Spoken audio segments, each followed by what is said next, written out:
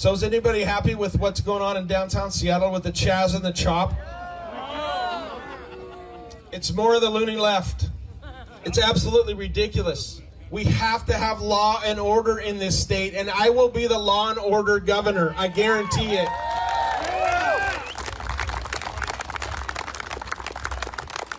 So protesting is our First Amendment right, correct? We can peaceably assemble. We can freely speak. That's our First Amendment, and we're exercising it right now. Doesn't it feel great? Yeah! But as soon as you start breaking into buildings and looting stores and lighting buildings on fire and cars on fire and throwing rocks and frozen water bottles at the police, that's no longer a First Amendment right. Would you agree? Yeah, that's called a riot, and that's against the law. Protesting the death of Mr. Floyd, that's allowed.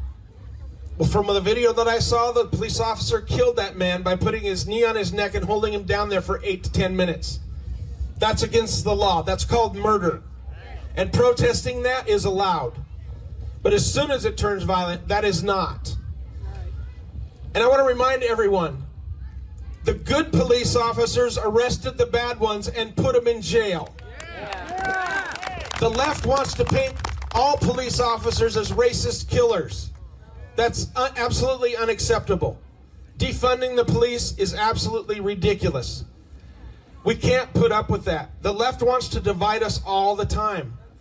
You know, if a priest or a pastor abuses a child, do we paint all priests and pastors as child molesters? No. The guilty are the guilty, right? And good police officers, put them in jail. There is about 800,000 police officers all across this state that go to work every day, every night, all week long, all year long, and they protect their communities by putting bad people in jail and protecting good citizens. And we need to honor our police and our military both. And I will do that as governor.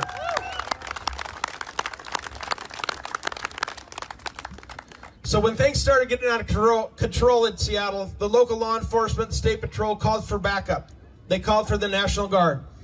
And the governor is the commander-in-chief of the Washington State National Guard. Even though Jay Inslee has no military experience, he's the commander-in-chief. So he sent the National Guard in there. But what did he do first? He told them that they had to go in unarmed.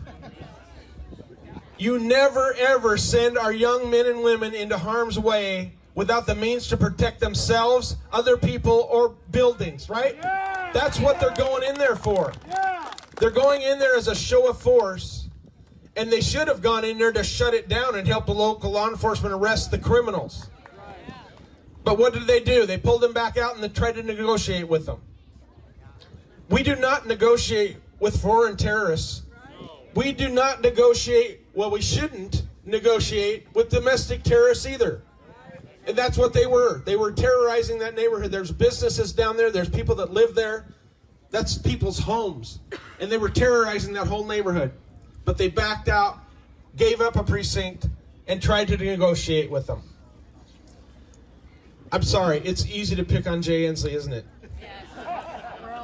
So what would I do as governor? That's what everybody wants to know, because this isn't going to be the first riot. I mean, it's not the first riot. It's not going to be the last one. They happen now and then.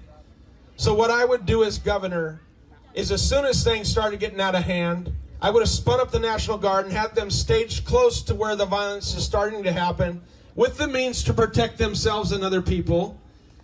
And as soon as local law enforcement and the state patrol called for backup, they would have been there within minutes and not hours or days like Jay Inslee did.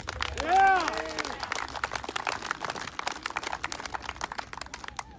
Absolutely unacceptable with the way they did that.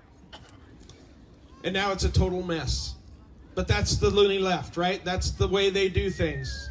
Negotiate with criminals. Unless you're a hard-working Washington resident trying to build a business and trying to keep your life savings going in your business and make a living for you and your family and employees, right?